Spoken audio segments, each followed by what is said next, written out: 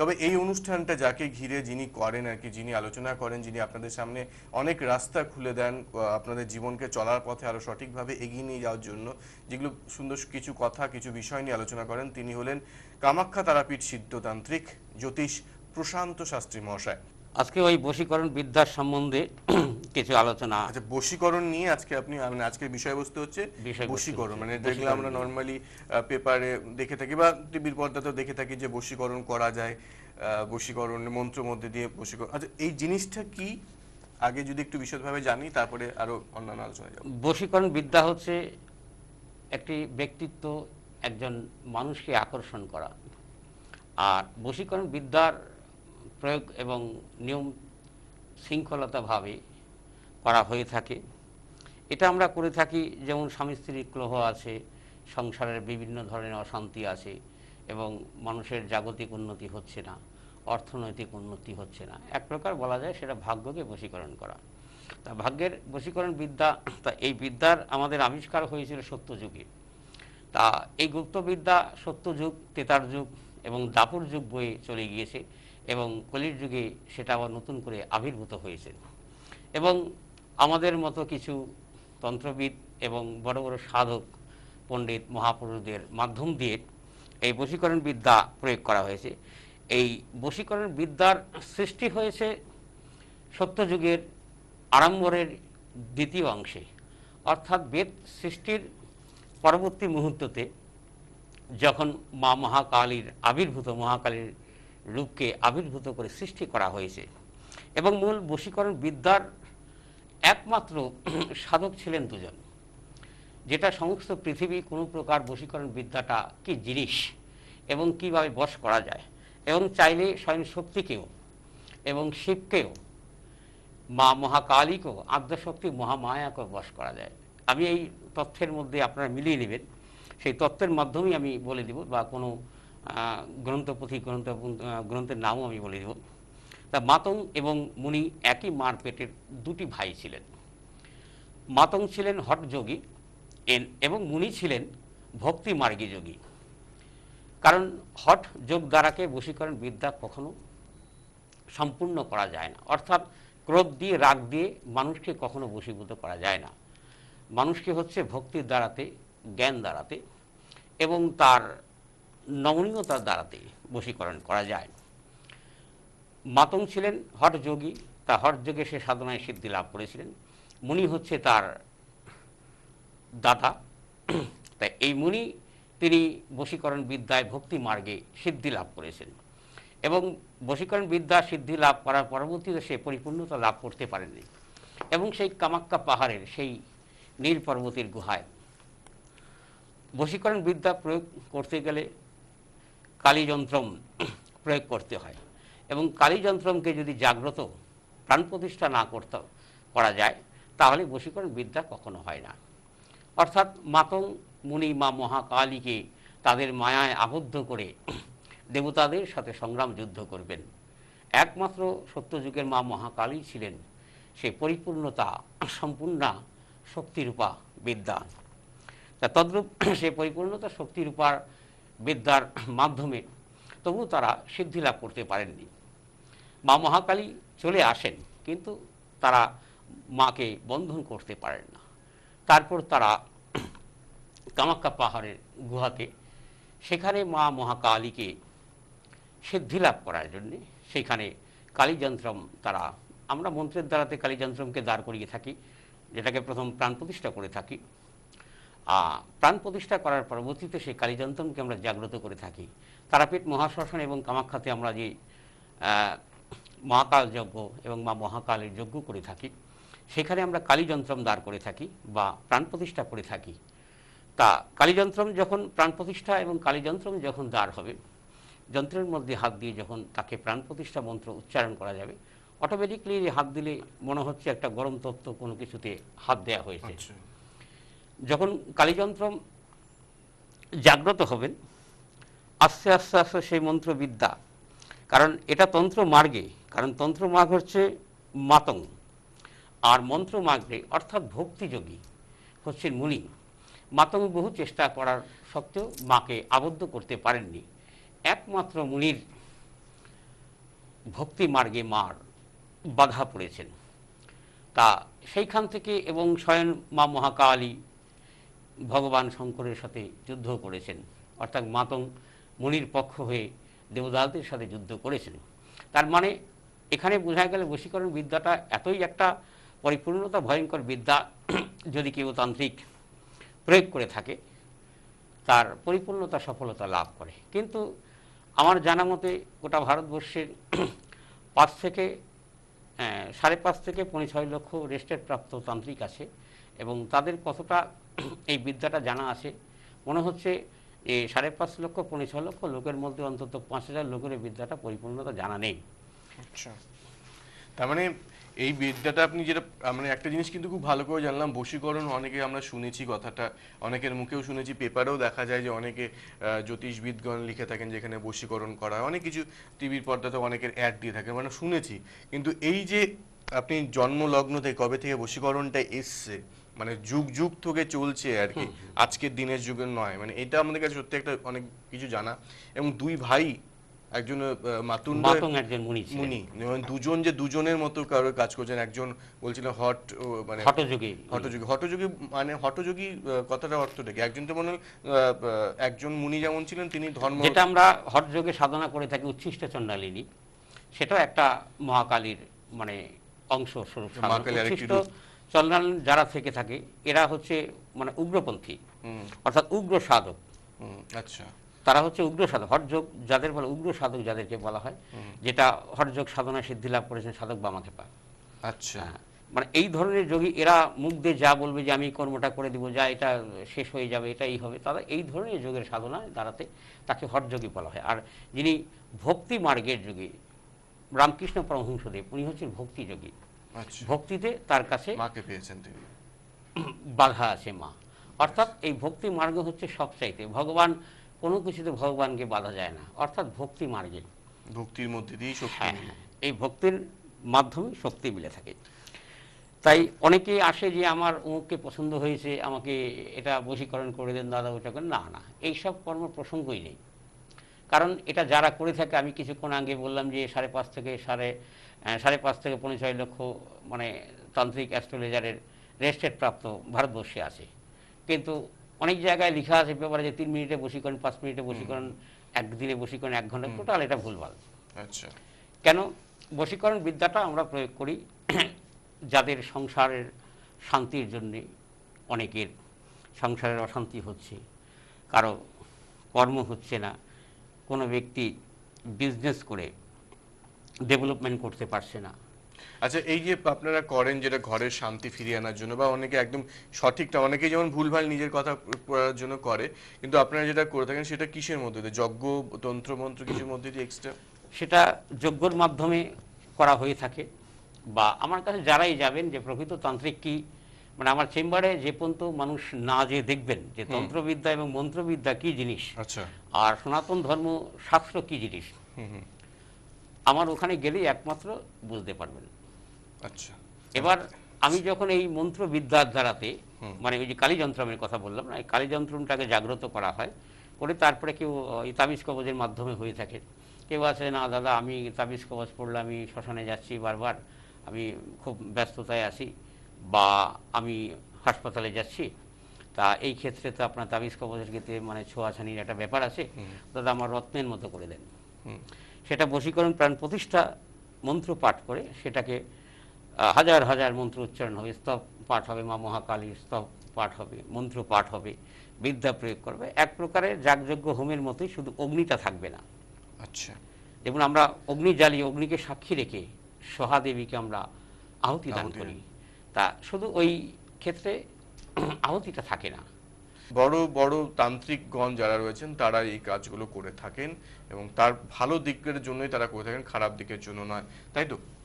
হ্যাঁ, বশীকরণ বিদ্যাটা একটা মায়াবিদ্যার মধ্যে পড়ে থাকে, যে মায়াবিদ্যা পৃথিবীর বড় বড় অসুররাও সিদ্ধি লাভ করেছিলেন, এবং তারা অনেকভাবে নিজেকে মানে জাগতিক ভাষায় যেটা বলি, আধ্যাত্মিক ভাষায় না, ডেভেলপমেন্ট করেছেন।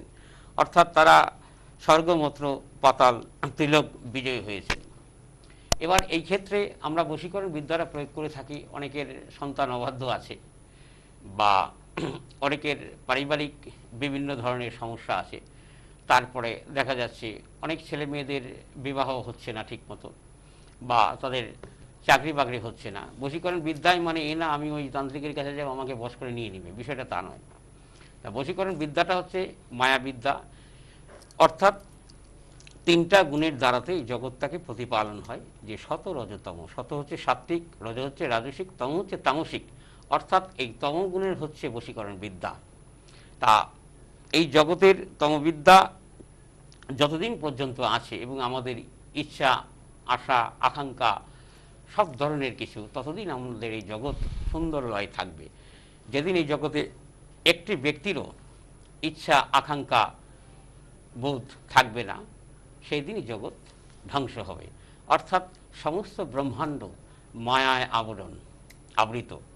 অর্থাৎ মায়াবিদ্যা হচ্ছে তন্ত্রের বশীকরণ বিদ্যা, এবং ভাগ্যকে বশ করা যায়, মানুষকে বশ করা যায়, কিন্তু সেটা খারাপ কর্মের জন্য না। প্রশান্ত শাস্ত্রী সেই কর্মটা করে থাকে না।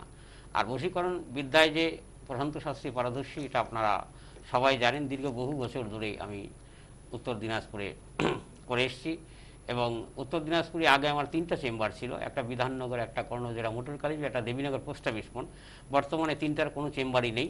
বর্তমান আমি রত্নজ্যোতি শোরুমে প্রত্যেক দিন চেম্বার করে থাকি, এবং সেটা আপনারা জেনে থাকেন রত্নজ্যোতি শোরুম বা রত্নজ্যোতি মোড় নামে। অনেকে আবার দেবীনগর ভারত সেবা আশ্রম মহারাজা হাই স্কুলের মধ্যবর্তী স্থান রত্নজ্যোতি মোড়ও বলে থাকে। যদি কারো এই ধরনের পারিবারিক সমস্যা, অশান্তি বা কোনো প্রকারের জাগতিক ক্লহ থেকে থাকে, সেই ক্ষেত্রে বশীকরণ বিদ্যা প্রয়োগ করার ক্ষেত্রে অনেক। আর আজকালকার যুগের সবার আগে ছেলেমেয়েরা বিয়ে শাদী করলে তো মানে বাবা মাই সবার আগে পর হয়। তা এই ধরনের ব্যক্তিত্বের যে কোনো ধরনের যদি সমস্যা থেকে থাকে, তাহলে আসলে আশা রাখি কর্মটা সমস্যার সমাধান করে দিতে পারবো। বেশ, তার মানে সংসারের কোনো অশান্তি থেকে শুরু করে যদি আপনার ভালো কিছু কাজের জন্য দরকার, অবশ্যই তাহলে আপনি বিদ্যাটা প্রয়োগ করে থাকেন। সবার ক্ষেত্রে নয় সেগুলো, না, আপনি সবার ক্ষেত্রে নয়। সবার ক্ষেত্রে নয়। কারণটা কি, বশীকরণ বিদ্যাটা অনেক তান্ত্রিকরা মানে খারাপভাবে প্রয়োগ করে থাকে অর্থ উপার্জনের জন্য।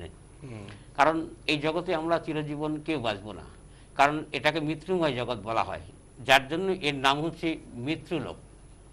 অর্থাৎ এই মৃত্যুলোকে আমরা পৃথিবীতে এসেছি খারাপ কর্ম করার জন্যে নয়, ভালো কর্ম করার জন্য। যদি আমি ভালো কর্ম করে থাকি তাহলে ভালো ফল পাবো, আর খারাপ কর্ম করে থাকলে অবশ্যই খারাপ ফল। এটাই তো জগতের সিস্টেম। প্রত্যেকটা ব্যক্তির তার পূর্বজন্মের কর্মের ফলের উপরে তার প্রত্যেকটা কর্মকে সৃষ্টি হয়। এবার আমি একজন মিনিস্টার হয়েছে, একজন এমএলএ হয়েছে, একজন নেতা হয়েছে, মন্ত্রী হয়েছে, অর্থাৎ সেই ব্যক্তির পূর্বজন্মের কর্মের ফলে। এবং আমরা যদি তাদের সমালোচনা করি, টোটালটা একদম ভুল। কারণ পূর্বজন্মে তার কর্মের ফলে সংস্কার ছিল, হয়তো এই জন্মে সে কতটা কর্ম করেছে সেটা কোনো বিষয় না। বিষয় হচ্ছে পূর্বজন্মে সে এতটা পুণ্য করেছে যার জন্য তার এই পদটা প্রাপ্ত হয়েছে। তা তদ্রূপ যদি মনে করে যে সে ছলনা করে এসেছে, না না, ওটা জাস্ট একটা মানুষের ভুল ভ্রান্তি। বেশ বেশ, মানে এখানেও ব্যাপারগুলো অনেকটাই জানা যায়, মানে আমাদের পূর্বজন্মে যেসব কর্মগুলো আমরা করেছি সেই কর্মফলটাই বিশেষ করে আমরা এই জন্মে পালন করে যাচ্ছি। এবার মানে এটার মুদ্রা কথা বলার কথাই একটাই জিনিস, যে মিথ্যা পথে অনেকে হয়তো বলে থাকেন যে আমরা বশীকরণ করে থাকি, সেগুলো একটুখানি দেখে নিয়ে সঠিক পথে যাওয়াটাই ভালো, তাই তো? ভালো, এটাই হচ্ছে মূল উচিত। আর এই প্রশান্ত শাস্ত্রীর মানে এই মা তারার দরবারে যারা এসছে, মানে আমার জানা মতে এরকম কাউকে আমি দেখিনি যে খালি হাতে ফিরেছে।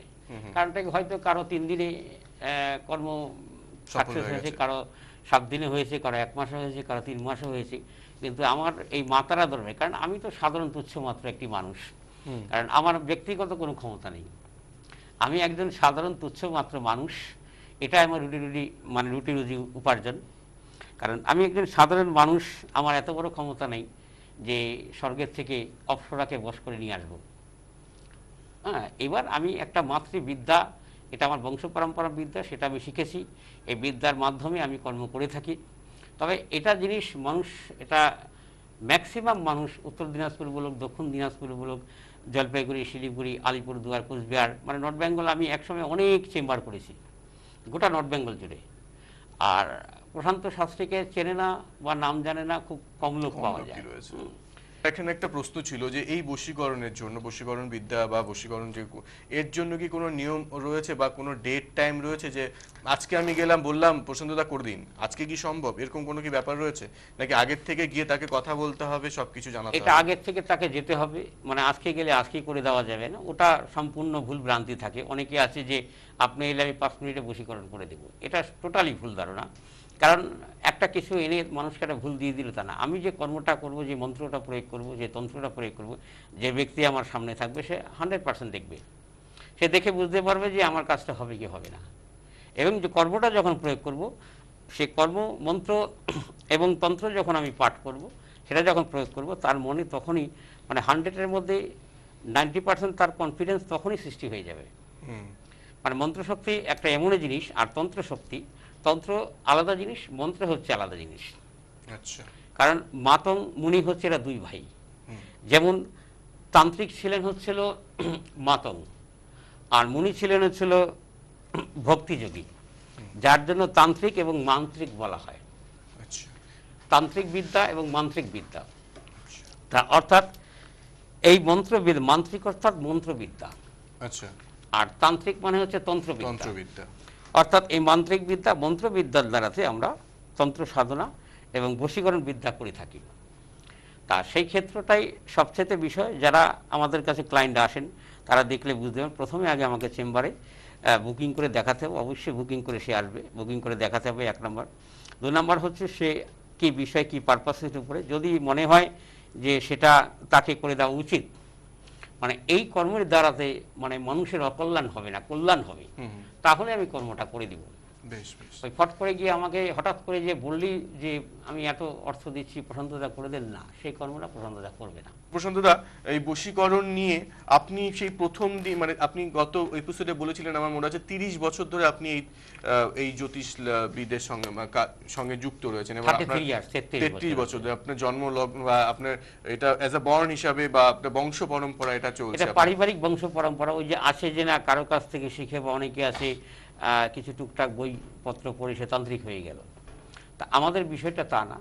যেটা সরকারি নিয়ম প্রসেসিং মানতে হয়, আমাদের লাইসেন্স হয়, রেজিস্ট্রেশন হয়, তারপরে যেই নিয়ম যেটা করতে হয় সেটা আমাদের টোটাল করা আছে।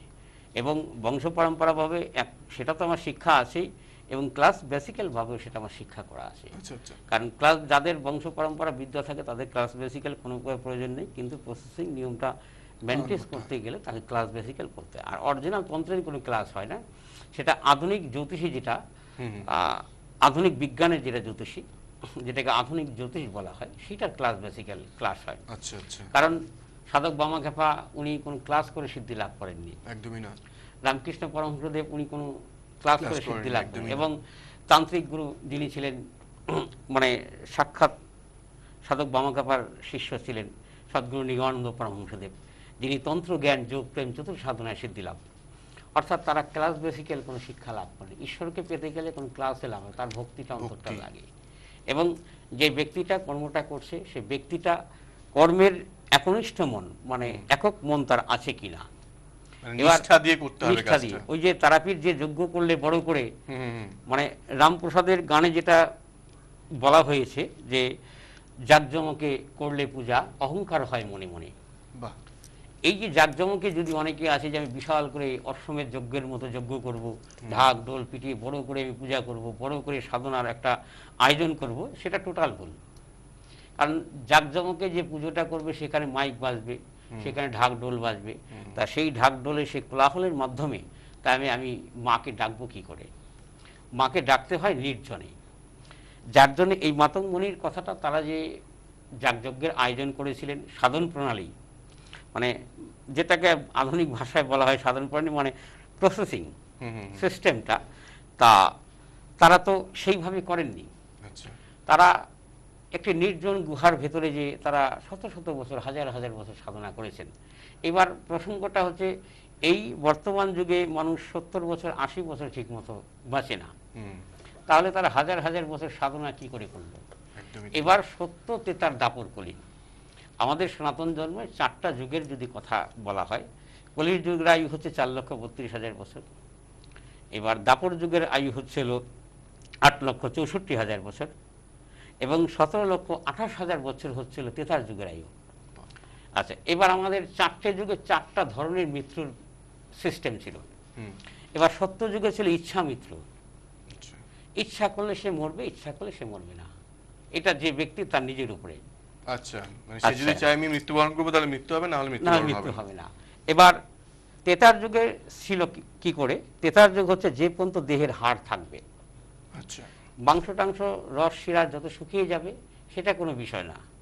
তেতার যুগে ছিল যে পর্যন্ত হাড় থাকবে দেহে সেই পর্যন্ত সে বেঁচে থাকবে। বেঁচে থাকবে। আর দাপর যুগে এসে সেটা হলো শিরায় রস, আচ্ছা, যে পর্যন্ত আমার শিরা উপশিরায় রস থাকবে সেই পর্যন্ত আমি বেঁচে থাকবো। এটা 5,000 বছর হতে পারে, 500 বছর হতে পারে, 5 বছরও হতে পারে। আর কলির যুগে হচ্ছে অন্নগত প্রাণ, আমরা খেলে বাঁচবো, না খেলে মরে যাব। তা এই সত্য তুতার তেতার দাপরগুলি 4টা যুগের 4টা প্রসেসিং। কারণ মহাভারতকালে মানে সত্য যুগের যে ইচ্ছা মৃত্যুটা ছিল সেটা মানে গঙ্গাপুত্র শান্তনু রাজের মহারাজের ছেলে ভীষ্মদেব, আচ্ছা। যেটা আমরা পিতামহ ভীষ্ম বলে থাকি মহাভারতের যুদ্ধের